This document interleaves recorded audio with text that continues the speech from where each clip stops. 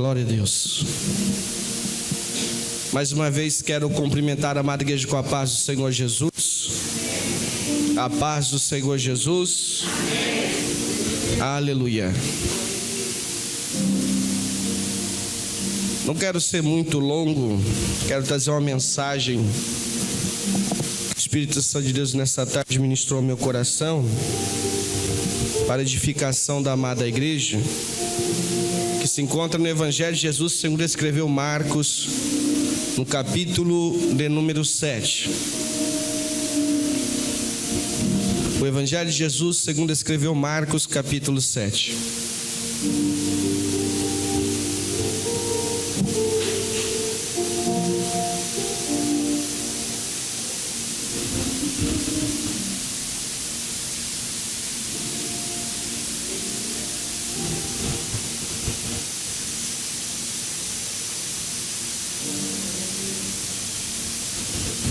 Versículo de número 24. É uma passagem bastante conhecida. Já ouvimos mensagens ministradas sobre ela. Já ouvimos até mesmo aqui na nossa igreja. Lembro, a última vez que eu vi alguém ministrar sobre ela foi o próprio pastor Valdir também, há um tempo atrás, ministrou sobre essa passagem. E ela nos traz uma compreensão muito profunda em relação a crer no Senhor Jesus, né? Usando o exemplo aqui de uma mulher. Versículo 24 em diante nos diz assim a bondosa palavra de Deus. Acompanhe comigo. E levantando-se dali, foi para os termos de Tiro e de Sidom. E entrando numa casa, não queria que alguém o soubesse, mas não pôde esconder-se. Porque uma mulher cuja filha tinha um espírito imundo, ouvindo falar dele, foi e lançou-se aos seus pés. E esta mulher era grega, cirofenícia de nação, e rogava-lhe que expulsasse de sua filha o demônio. Mas Jesus disse-lhe: deixa primeiro saciar os filhos, porque não convém tomar o pão dos filhos e lançá-lo aos cachorrinhos. Ela, porém, respondeu e disse-lhe: sim, Senhor, mas também os cachorrinhos comem debaixo da mesa as migalhas dos filhos. Então ele disse-lhe: por essa palavra, vai, o demônio já saiu da tua filha. Amém? Glória a Deus. Versículo 30 para concluir. Indo ela para sua casa, achou a filha deitada sobre a cama, e o demônio já tinha saído. Amados irmãos, sendo uma mensagem conhecida, um texto bastante conhecido, fica mais fácil a compreensão de todos quando nós podemos compartilhar uma mensagem como essa. Não precisamos fazer uma exegese completa, por ser uma mensagem já lida e ouvida por todos nós. Mas eu quero falar um ponto aqui antes de nós adentrar no contexto dessa mensagem, que a gente não pode fugir de um ponto muito importante. É de que esta mulher, ela procurou Jesus. O que motivou ela a procurar Jesus foi devido a sua filha estar possessa de demônio na sua casa. Ela, sabendo que Jesus estava ali naquela região, ela correu até Jesus.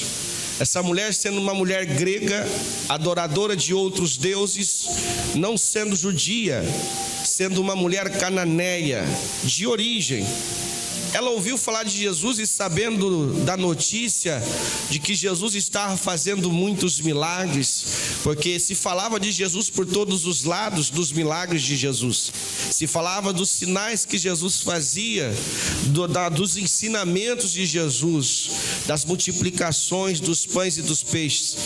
Então ela acreditou que se ela se fosse até ele, ela poderia alcançar a misericórdia do Senhor, e ali a sua filha ser curada, se liberta daquele mal.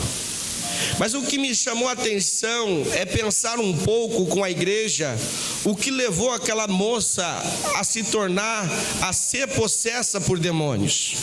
Isso é um ponto muito importante a ser pensado, porque o texto não trata em si.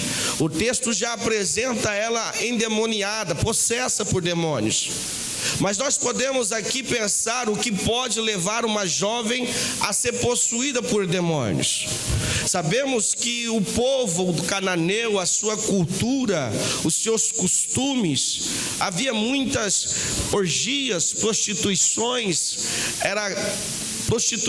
dentro do templo, eles faziam tudo ao contrário. Então isso leva a considerar que por fazer a vontade do diabo, por já estar sendo dominada pelo inimigo, o próprio povo, leva a nós compreendermos que isso é uma das razões. Não estou dizendo que a jovem se prostituía, mas a cultura trazia isto para eles. Mas o que chama a atenção é porque ela estava possessa. Porque se ela foi buscar a ajuda só no momento da possessão. O interessante é que, assim como esta mulher, nós às vezes nos enquadramos a isso. Às vezes nós nos enquadramos a buscar a Jesus de uma forma veemente, de uma forma sucinta, de uma forma como nunca buscamos outra hora. É buscar a Jesus quando a situação não está fácil, quando as coisas estão difíceis, quando está de mal a pior. Eu, por exemplo, confesso que eu só fui me entregar a Jesus e reconhecer a Jesus como o único suficiente Salvador quando eu já não tinha mais perspectiva de vida. Eu cheguei a um ponto do fundo do poço em que eu imaginava que breve morreria, e o que só me cabia era entregar a minha vida a Jesus para ser salvo, devido à situação que eu vivia. Então nós entendemos que essa mulher buscou nas suas últimas circunstâncias. Poderia ela ter buscado pelos seus deuses, poderia ela ter buscado outras formas para a sua vida, para a sua filha ser liberta, mas ela sabia neste momento que só Jesus poderia fazer alguma coisa por ela. E assim é com as nossas vidas. Mas um outro ponto que me chama a atenção é a possessão. Certo dia eu ouvi uma mensagem do pastor Josué Brandão, numa parte da mensagem, ele trouxe uma indagação para a igreja. O que era mais difícil? Você lidar com uma pessoa possessa por demônios ou lidar com uma pessoa sendo influenciada por demônios? E quando ele pergunta isso, o que vem à mente, de primeira instância, é lidar com uma pessoa possessa, porque na maioria das vezes, quem não tem uma certa intimidade com o Senhor, ou um tempo já caminhado no Evangelho, se assusta, se espanta e não sabe como lidar com uma pessoa possessa por demônios, fora da sua racionalidade, sendo dominada pelo inimigo. Então aí leva espanto.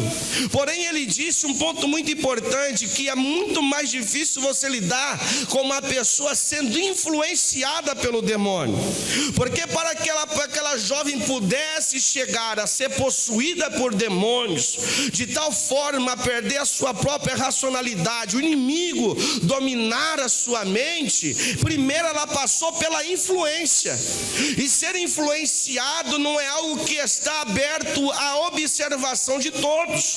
Nem todo mundo consegue observar e destacar, ou vamos se dizer assim, ter a revelação de Deus ou o discernimento de que aquela pessoa está sendo influenciada pelo inimigo, porque a influência do diabo é de uma forma sutil, às vezes é de uma tal forma que nem mesmo a pessoa sabe que ela está sendo influenciada pelo diabo. A pessoa observa, amados irmãos, quando eu falo da palavra influenciada, trazendo para a nossa naturalidade, nós observamos que às vezes alguém é influenciado por outra pessoa. Várias vezes nós pegamos os nossos filhos, talvez, sendo influenciados nas escolas, e nós percebemos, esse comportamento não é normal, não tem na igreja onde nós congregamos e não tem aqui em casa. Alguém está te influenciando na escola. Nós temos o discernimento, porque não é natural dele aquilo. Mas a influência de Satanás é mais difícil de saber, porque quando o diabo ele está na intenção de influenciar, ele não está na intenção de se destacar, ele não quer aparecer, ele quer ficar escondido por trás da situação, para que as pessoas se percam com as suas próprias pernas e acham que estão no caminho certo. E a influência do diabo muitas vezes vem de uma forma que nós achamos que estamos no caminho correto.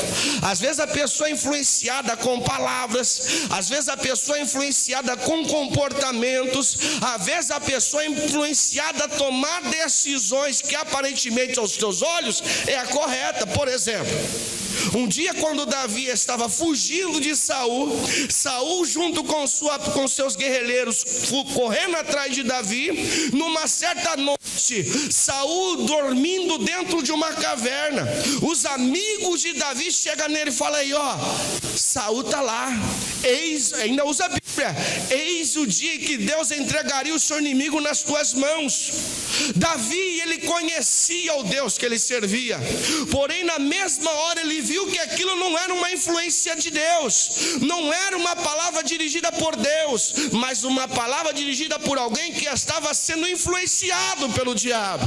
Não diz com essas palavras, porque a resposta de Davi é: longe de mim tocar no ungido do Senhor. Ele foi lá, rasgou um pedaço da veste, ele se sentiu mal por aquilo, ele entendeu que tocar no ungido do Senhor, por mais que ele estivesse com a vida totalmente desviada, não era um projeto de Deus, não era o que Deus aprovava. Então a influência do maligno só é possível ser discernida por alguém que tem uma vida espiritual com o Senhor. Aquela jovem, a princípio, para chegar à possessão, ela passou por um momento de influência. E às vezes o inimigo está influenciando dentro da nossa casa e nós passamos despercebido, porque esta jovem ela foi influenciada e ela passou despercebida aos olhos da sua própria mãe. A sua mãe, por mais da convivência que ela tinha, ela não conseguiu ver e discernir que a sua filha estava sendo influenciada pelo inimigo de tal forma que ela chegou ao ponto de ser possessa. Isso é muito importante a ser analisado, porque às vezes nós somos não somente pessoas do nosso meio, mas nós, se não tivermos uma vida íntima com o Senhor, se não estivermos ligados no Senhor, se não estivermos caminhando com Deus de uma forma correta, nós acabamos sendo influenciados pelo diabo. Não para prejudicar pessoas à nossa volta, a princípio, mas para nos prejudicar a nós mesmos. Quantas pessoas que você conhece que achou que estavam tomando decisões corretas e no fim quebraram a cara? Quantas pessoas que você conhece que, influenciada pelo diabo, que você aparentemente até aconselhou, não é o caminho, não é o momento, não é a hora, não, é aí, olha aí, está na minha mão, é a oportunidade que eu queria. E nessa passagem que Davi diz, longe de mim tocar no ungido do Senhor, porque se ele matasse Saul aos olhos humanos ali, ele já tomaria o trono, porque o povo já aclamava ele como rei. E na lição que eu aprendi, essa passagem, na lição bíblica, numa escola bíblica, numa igreja que eu congregava, diz assim, que esperar o tempo de Deus significa rejeitar excelentes oportunidades aos nossos olhos. Davi sabia que não era o tempo de Deus para a sua vida de tomar o trono, porque ele sabia que se ele chegasse lá, Deus iria o levar. Ele não precisava agir com as suas próprias mãos. E às vezes as coisas acontecem à nossa volta, porque a estratégia do inimigo, meu amado irmão, o inimigo para tirar-nos da presença do Senhor, ele não vai vir com chifre, com rabo, com garfo, com capa preta. Não, ele vai vir, como a Bíblia nos diz, em transfiguração de anjo de luz. com uma imagem que é o caminho que você queria. Mas repito, esperar o tempo de Deus para a sua vida significa muitas vezes rejeitar excelentes oportunidades aos nossos olhos. Se nós não tomarmos cuidado com isso, quebramos a cara. Se nós não tomarmos cuidado, eu vou mais além com os nossos filhos, como aconteceu com esta jovem, influenciados nos dias atuais por redes sociais, por jogos, por televisores. Se nós não tomarmos cuidado com as pessoas que estão em nossa casa, que estão sendo influenciadas pelo diabo, passam muito mais tempo com o celular do que com o pai, do que com a mãe. Isso é influência maligna dentro da nossa própria casa. E se nós não tomarmos cuidado com isso, nós vamos perder os nossos filhos para o diabo. Isso é se muitos já não perderam. Entenda que quando o diabo manifesta, ele se manifesta num corpo de uma pessoa. Uma vez eu ouvi um pastor dizer que esse inimigo aí que se manifesta de uma forma possessa, é o demônio suicida, porque ele sabe que ele vai manifestar e vai ser expulso. Porque o inimigo, ele não quer se manifestar, ele quer conduzir as pessoas ao inferno. Eu já disse aqui outra vez e vou repetir: eu vivi durante 7 anos no mundo do crime, das drogas, da prostituição, fui humilhado pelo diabo. Eu era possesso pelo diabo, porque eu não me controlava. Mas eu nunca manifestou o diabo na minha vida, mas eu sabia que eu era possesso, porque eu não tinha o controle da minha vida. Ele me dominava, ele me controlava. Iniciou com a influência que mal meu pai notou dentro de casa. Quando foi ver, o mundo me engoliu. Quando foi ver, tinha perdido eu para o mundo. Eu nunca manifestou o demônio em mim, nunca caí numa igreja. Fui várias vezes na igreja a pedido do meu pai. As pessoas iam lá, colocavam a mão, empurravam a minha cabeça, eu ficava normal, nunca saí fora de si. Mas eu sabia, eu sei hoje que eu vivi uma vida possessa pelo diabo. E o diabo não está interessado em se manifestar dentro da sua casa. Ele está interessado em tomar a sua casa, em levar a sua casa para o inferno.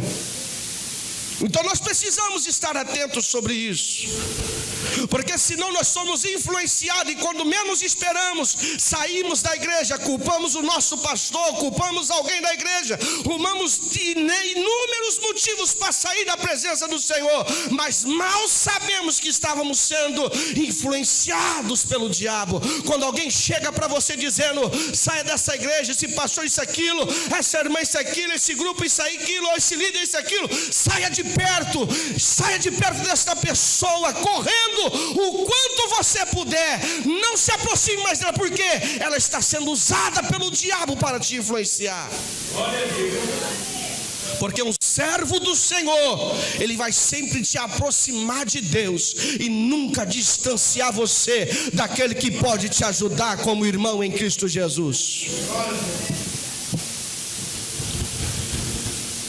E aconteceu que, não tendo a percepção, não notando o erro, não notando o agir do diabo dentro da sua casa, aconteceu que a menina ficou possessa. E tendo a oportunidade, ela correu no lugar certo. Ela foi até Jesus, ela foi até Cristo. E a Bíblia vai nos dizer, amados irmãos, que quando ela chega, sendo ela uma grega, uma mulher que não era israelita, até o momento Jesus estava ali, como o texto nos mostra, específico para o povo de Israel, a casa perdida, a ovelha perdida da casa de Israel. Ela vem e indaga Jesus. E ela chega a Jesus e ela começa: Jesus, filho de Davi, tem misericórdia de mim. Observa que quando ela chega, ela reconhece quem é Jesus. Ela não vê Jesus como um profeta. Quando ela fala: Jesus, filho de Davi, tem de compaixão de mim, ela está reconhecendo que Jesus é da linhagem de rei e que Ele é o Senhor da nação. Mas Jesus não lhe responde, Jesus não lhe dá o retorno ao seu clamor, mas ela insiste. A Bíblia nos diz que quando ela chega e insiste, Jesus não lhe responde, ela se prostra diante de Jesus e adora. Aqui existe um outro ponto muito importante de quando nós buscamos a Deus pelas nossas vidas. E um ponto aqui, vamos aqui abrir um espaço, um outro ponto, para nós chegar nesse ponto. Quando ela clama, Jesus, filho de Davi, tem misericórdia de mim, ela não está dizendo, Jesus, filho de Davi, tem misericórdia da minha filha. Não, ela está dizendo, tem misericórdia de mim. Por que ela está dizendo aquilo? Simplesmente porque é filho? Não, porque ela assumiu a causa do problema. Porque quando nós chegamos aqui no momento da oração, como foi colocado aqui nessa noite pela vida do pastor Valdir, e os irmãos levantaram, ó, apresenta essa vida, nós estamos assumindo a causa, o problema, assumindo a responsabilidade daquela pessoa que está precisando. Então esta mulher, ela chega em Jesus e diz, Jesus, filho de Davi, tem misericórdia de mim, porque a minha filha está morrendo dentro de casa. Ela foi num momento de intercessão, ela intercedeu por alguém. E interceder por alguém, amados irmãos, é o que mais falta nos dias de hoje nas nossas igrejas. E digo igreja em geral no mundo, porque intercessor não pega no microfone. Intercessor não é colocado à mão como unção, separado ao ministério de intercessão, não é. Intercessor não é conhecido porque o intercessor não conta para ninguém. O intercessor, amados irmãos, é alguém chamado exclusivamente por Deus no seu íntimo, porque ele intercede, só Deus sabe quem ele é no meio da igreja. Mas sabia que são os intercessores que mantêm a igreja de pé na vida espiritual? Às vezes chega um pregador aqui, Deus usa de uma forma sobrenatural, as pessoas são curadas, aceitam Jesus, se reconciliam com o Senhor, e aí aquela pessoa sai, aí coloca lá no Face, né, pastor Valdir, 10 almas para Jesus hoje. Mas mal sabe que aquelas almas foram salvas porque alguém estava intercedendo por elas dentro daquela igreja. Quando chegar naquele dia e for receber o galardão, aquela irmãzinha ou aquele irmãozinho que nunca pegou no microfone vai chegar e Jesus aqui, ó, toma aqui o seu galardão. E aquele pregador, mas espera aí, eu só vi tantas almas naquele dia, ela estava lá e ela não fez nada. Mas mal sabe você que enquanto você pregava, ela estava intercedendo pela sua vida.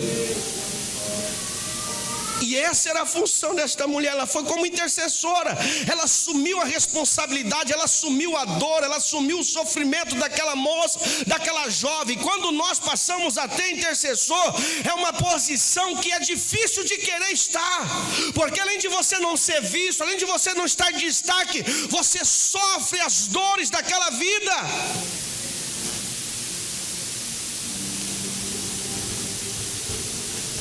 E aí a Bíblia nos diz que ela se prostra diante de Jesus. Ela clama, Jesus não dá atenção, mas ela chega um momento que ela se prostra e ela adora Jesus. Às vezes nós passamos por situações que a adoração foge das nossas vidas.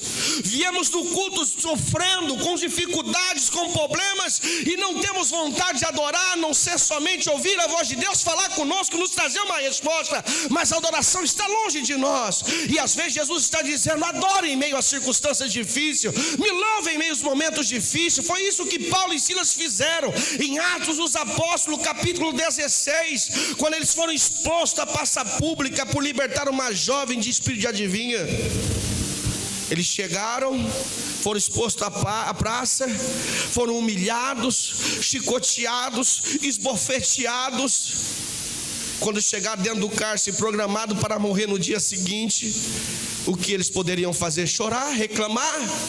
Adoraram ao Senhor, oraram e cantaram louvores a Deus. No versículo 25 diz que de repente sobreveio um tão grande terremoto que os alicerces do cárcere se moveram e a porta de todos foram abertas. Através da adoração e do louvor no momento difícil de crise da vida de alguém. Talvez você está passando por um momento difícil, está clamando e não está vendo resultado. Se prostre, desça, se humilhe na presença dele, Senhor, eu não sei mais como falar, eu não sei mais o que pedir, eu não sei, eu já falei tanto, já repeti tanto essas mesmas palavras que eu já não sei mais o que dizer. Então eu estou aqui hoje só para te adorar, eu estou aqui hoje só para louvar o teu nome. Foi isso que chamou a atenção de Jesus. Se Jesus volta para ela, ainda insiste, ainda dizendo para ela assim: ó, não é bom tirar dos filhos e dar aos cachorrinhos. Não é bom tirar o pão. Ele estava dizendo isso: eu estou separado aqui para os judeus, não vim para vocês. E a realidade, os judeus consideravam as outras nações pagãs como cachorros. Cachorro no sentido de irracional, de fazer somente o que é errado, bajulador, de erro, de sujeira. Mas ela volta para Jesus e diz: sim, Senhor, mas até os cachorrinhos se alimentam das migalhas que caem da mesa dos seus filhos. Jesus, irmãos, olha que notoriedade. Ela insiste, primeiro ela clama, Jesus não responde. Ela adora Jesus, volta para ela na adoração, ainda prova ela, chamando de cachorrinho, chamando de alguém que não estava apta para receber a bênção, para receber a vitória. Mas mesmo assim ela não murmura contra o Senhor. Ela responde com Jesus de uma forma respeitando o senhorio e a autoridade de Jesus. Em nenhum momento ela desmerece a autoridade de Jesus. Em nenhum momento ela questiona se Jesus é o Senhor, é o Messias, é a autoridade maior, é o Deus Supremo. Em nenhum momento, porque as palavras dela sempre estavam colocando Jesus no centro de tudo. As palavras dela sempre estavam reconhecendo a autoridade e o senhorio de Jesus. E às vezes nós não somos assim. Nós que somos cristãos, às vezes queremos murmurar, reclamamos e dizemos que Jesus não está nos vendo. Que onde está Jesus na nossa vida que não vê o que eu estou passando? Será que realmente Jesus existe? Será realmente que Jesus está no domínio de todas as coisas? Porque olha o que eu estou passando. Porém aquela mulher continua respeitando a autoridade e o senhorio dele. Continue se humilhando na presença do Senhor. Continue reconhecendo o Senhor, o Deus da sua vida. Continue reconhecendo a autoridade suprema de Jesus. Continue se humilhando perante o Senhor. Continue fiel na posição a qual você foi chamada, sem murmuração. Se for para chorar, chore, chore bastante. Mesmo que venha a vontade de murmurar, de reclamar, não murmure, não reclame. Troque as palavras, glorifica o Senhor pelo momento difícil. Senhor, a dor está grande, o momento está difícil, mas eu estou aqui, debaixo da mesa do Senhor. Eu não sou digno de sentar à mesa com o Senhor.